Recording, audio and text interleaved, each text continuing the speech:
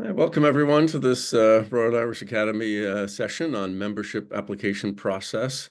Thank you for joining us for the webinar. We have lots of interest today in the discussion that we're going to conduct.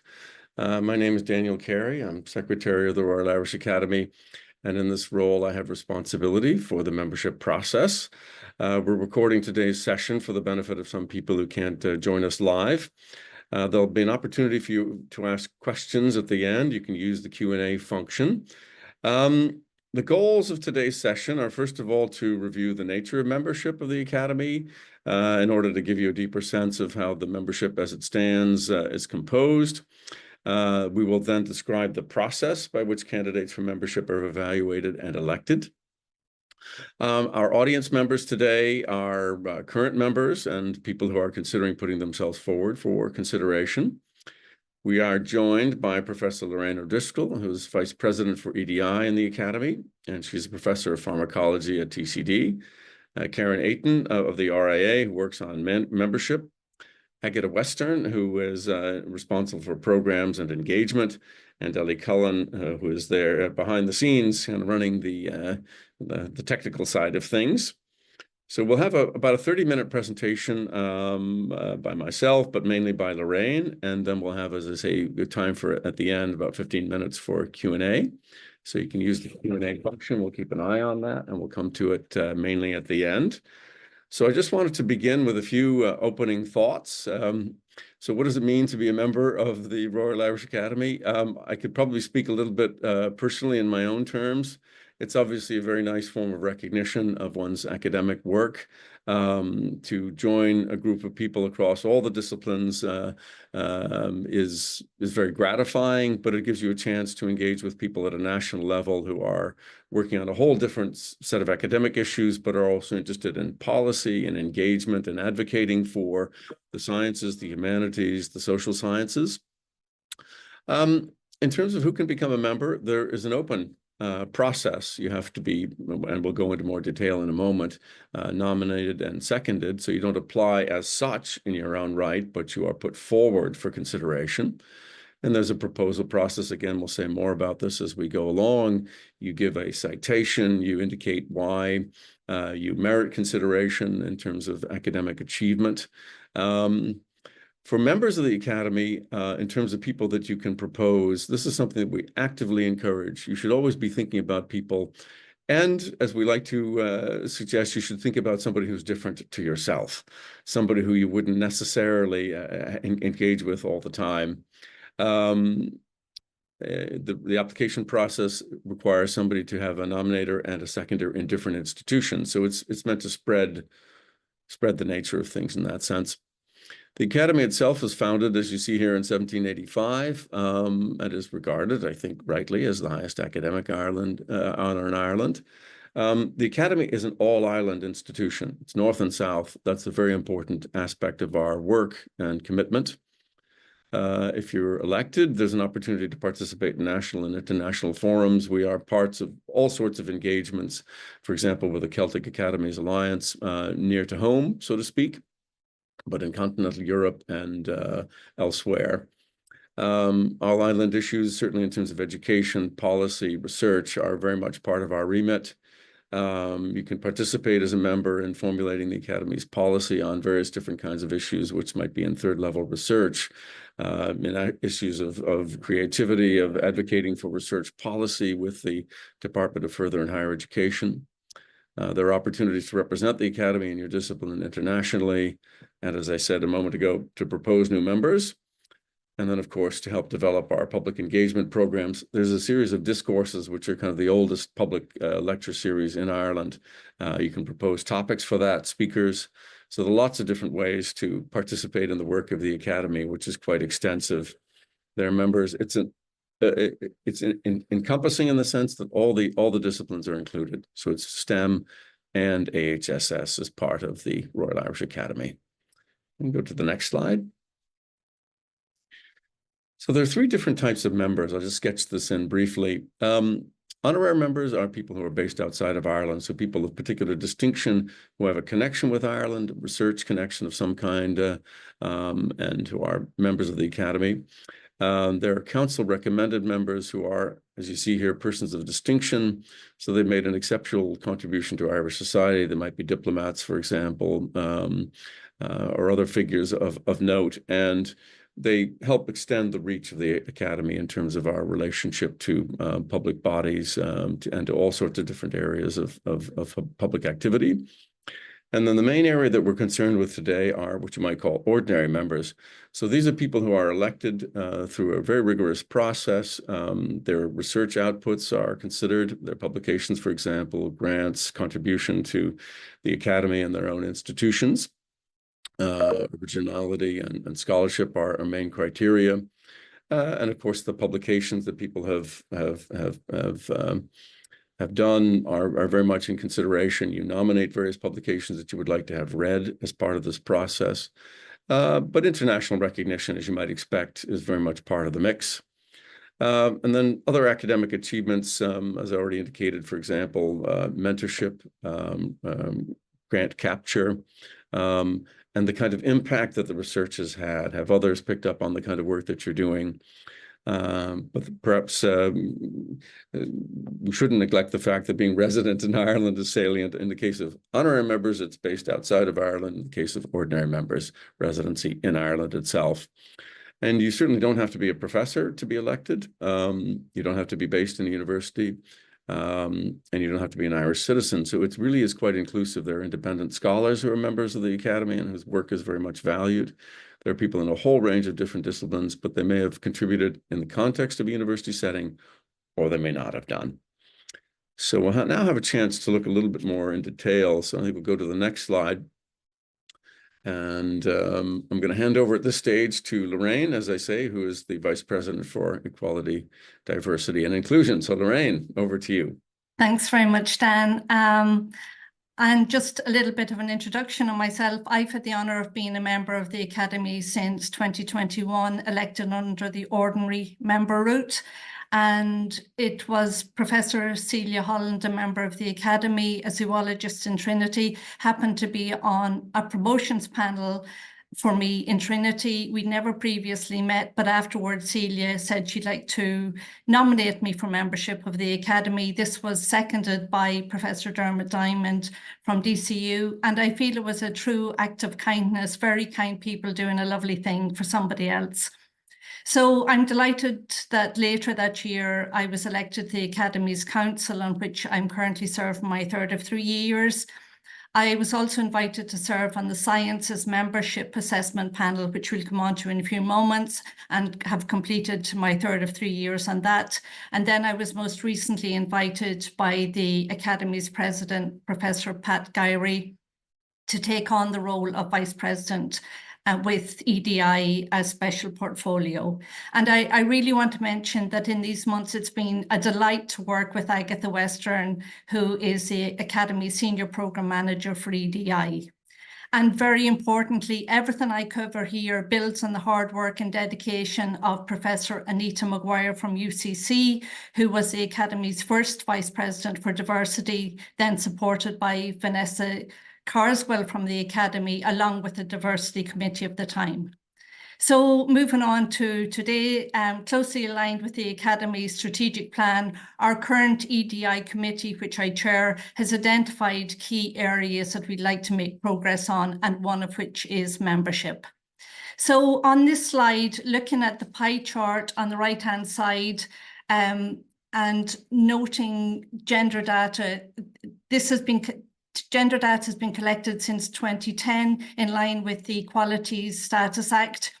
The Academy has a total of 681 elected members, 24% or 165 who identify as females. And then the breakdown under the 3 routes of membership that Dan has outlined are shown in the pie charts below. So the percentage male to female varies little depending on whether elected by ordinary member, council recommended, or honorary member route, but in all cases, the females are in the minority. So as well, if you look on the left-hand side, then the bar chart indicates the percentage of new members who are women, and this has increased in recent years. But as this year's 2024's figures indicate, we have no room for complacency here. And this is particularly acute when we break down the figures to the sciences compared to the humanities and social sciences. There are fewer females being nominated and being elected, therefore. So when I was elected in 2021, I was one of 10, and I was the only female from the sciences in that case. But however, when we look at the data as well, it must be acknowledged that there are a lot fewer females being nominated. So consideration to increase in nominations is really important. Next slide, please. Then considering representation of institutes, the pie chart on the right, give you a chance to look at that. UCD holds the largest proportion of members, followed by Trinity, then DCU and Queen's. But again, it's important to note when you look at the data from 2010 to 2024, UCD has most academics nominated, followed by Trinity. And while that's not always the case, this similar trend is being seen. So again, consideration to increase in nominations across the board is really important.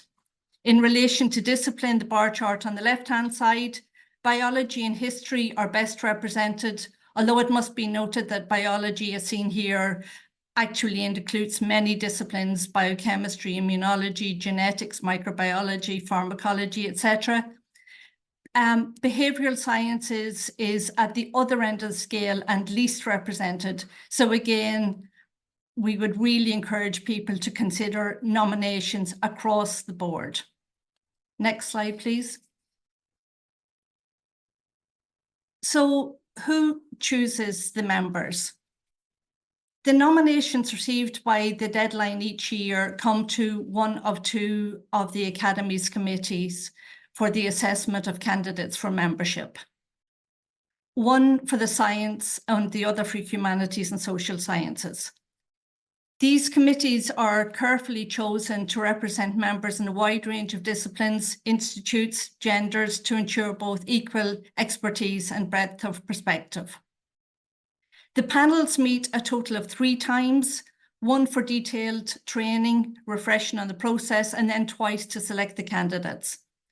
All proposals are read and references sourced. The 2-stage process involves every candidate being discussed in detail at the second of the 3 meetings, and then those shortlisted from this are individually discussed again at the 3rd meeting. Each panel can recommend 10 new members per year for approval by council, and all new members are then formally elected at the stated general meeting on the 16th of March each year. Next slide, please. So this slide illustrates the timelines. This year's call opened just 2 weeks ago, which with the usual deadline of the 30th of September for proposals to be submitted. The assessment process includes soliciting references, will as usual occur over October to January, and the list of recommended candidates will go to council for the spring meeting in 2025. Elections, as usual, will then occur at the stated general meeting on the 16th of March, 2025. Next slide, please. Full details of the documentation required are on the Academy's website, but they include a certificate of candidature prepared by a proposer and a seconder. As Dan mentioned, a person doesn't propose themselves, they are proposed by other members of the Academy. And the certificate includes a supporting statement of up to 500 words. The submission also includes the candidate's narrative CV from the candidate, and this is up to 2 pages in length, and there are clear guidelines on 5 different sections that can be covered there. The candidate is also invited to submit a personal statement identifying how they would contribute to the Academy. There's also space for additional information, for example, on career breaks. Details of the candidate's 3 most significant publications or research outputs are requested, plus up to 20% 20 more publications or research outputs, and research outputs very broadly, as will be indicated in the information. And a data process and consent form is also requested. Next slide, please. So this is just, in summary, key aspects of the certificate of candidature. As I said, there's detailed information on the website, but the narrative CV is compliant with DORA principles, enabling assessment of candidate through their research outputs, research leadership, the impact of their research and their contribution to discipline, as Dan outlined. The inclusion of the personal statement is to indicate how the candidate feels that they can contribute to the Academy, and the inclusion of a section where the candidate can provide additional information, including career breaks, maternity or caring leave, etc. Next slide, please. So if you are a member of the Academy, as Dan mentioned, we would strongly encourage you to please consider proposing a candidate. And you can nominate more than one person each year if you wish. The key considerations are always going to be excellence. And I would also strongly encourage you to please give strong consideration to EDI. So excellence, the election to membership is competitive with a success rate of 24%. Members should nominate individuals with a top-class record of scholarly publications or other outputs, at least some of which have attracted international scholarly interest. Candidates must have made a significant contribution to their discipline, which can be indicated through the research outputs and impact of the research. And all nominations are subject to rigorous international peer review. Again, please, I'd like to strongly encourage consideration to EDI, candidates from underrepresented groups, from newer emerging disciplines, interdisciplinary areas, and candidates from the full range of research performing organisations, as well as independent researchers, are welcomed to the Academy. Next slide, please. For non-members who may be attending and would like to know how you can be proposed, it may be that somebody will approach you and say that they would like to propose you, or it may be that you might wish to actively talk to people and see if they wish to propose you. To be considered for membership, you must be proposed by two existing members, a primary and a secondary proposer, one of whom can't be from your institute. So neither of them have to be from your institute, but at least one of them cannot be from your institute. And they will coordinate your proposal, and the primary proposer will submit it. And all interaction, communication with the Academy will be through the proposer. Candidates, together with the proposer, should prepare the certificate of candidature that I outlined, which includes the narrative CV, the list of your main 3 publications plus up to 20 further, personal statement, etc. And the primary proposer will submit the certificate and other supporting documents. If you aren't aware of any members, and we have some examples of members who would be very happy to have a chat with you, but if you aren't aware of any members, there's a list of those on the website, and the details of the website are on this last slide. Next slide, please. So after this webinar, what we would strongly encourage next is that members who are present, or even if you're talking to other members, to proactively look for potential candidates. Talk to colleagues, look at new areas of your own discipline, adjacent disciplines, interdisciplinary areas, make connections across the research landscape outside your institute. Look for somebody, as Dan said, who's not like you, and consider the importance of EDI. For non-members, if you'd like to be considered, maybe speak to a member, bearing in mind that they may not be able to propose you for a variety of reasons, but maybe there's someone else that they could recommend who's a member that may be able to propose you. And look at the information on the Academy website to find list of members, and maybe contact a member in an appropriate discipline or institute that isn't your own institute. Next slide, please. Then following the process, what if I'm successful? The decision will be made available to successful candidates. The outcome will be made known to you directly. After the elected members the election will be at the stated general meeting in March 2025 for the proposals that will come in now by the end of September, and the admittance day will be in May. If you're unsuccessful, please don't lose faith. Feedback will be made directly to your proposer, not directly to you. So it will be your proposer who will get feedback, informing them of what stage you reached in the assessment process, and they will be able to give that information to you. The same certificate of candidature can be used for 3 consecutive years, but it can be updated after the first year, after the second year, if you wish to do so through your proposers. If after 3 years you haven't been elected, then you need to take a 2-year break and then can be proposed again. Next slide, please. And this is a list, as I mentioned, of some informal contacts, people at various of the institutes who are more than willing to have a chat if you'd like to have a talk with them to chat about the Academy and the process of becoming a member.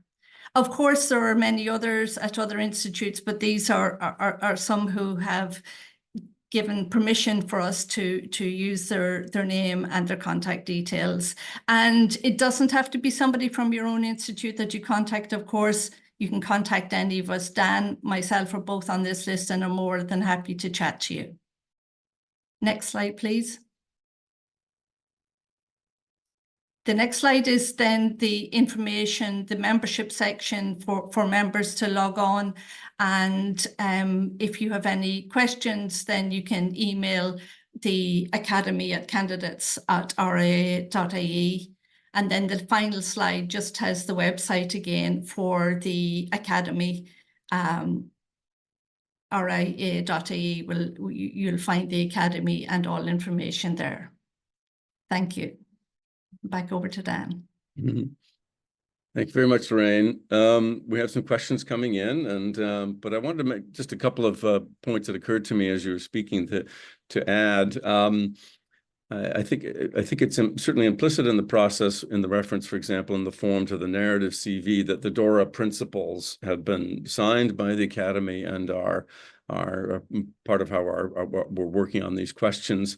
So we might say a little bit about the DORA principles. Obviously, the main thrust of that is that the work should be evaluated rather than metrics which are external to the work. You can certainly indicate citations. That's not forbidden, but something like journal impact factors is really probably the main thing that the DORA principles suggest should not be used as a proxy. The other point I was going to mention is just that you were talking about, if you're considering, if you would like to be a candidate for membership, obviously you have to have a nominator or a seconder. And just to note that the nominator and seconder can be from all the different categories of membership. So you really just have to go onto the Royal Irish Academy website and start looking around. The website has been recently redeveloped and it's much easier to search through members. In other words, it could be an honorary member, it could be a council recommended member, or an ordinary member. In fact, we make no distinctions in the membership list itself, so you won't actually know, but it's just all the members are there available for you to use. It wouldn't necessarily, to that extent, have to be based in Ireland if they are honorary members. And maybe the final point I was thinking of was just in terms of noting about GDPR, that obviously you have to kind of sign a consent form. So you've indicated that your data can be held for the purposes of the evaluation, but it just indicates that it's straightforward. You're acknowledging that there's a process that you're engaged in, rather than something which is to that extent secretive, although naturally it's confidential, and we absolutely respect that.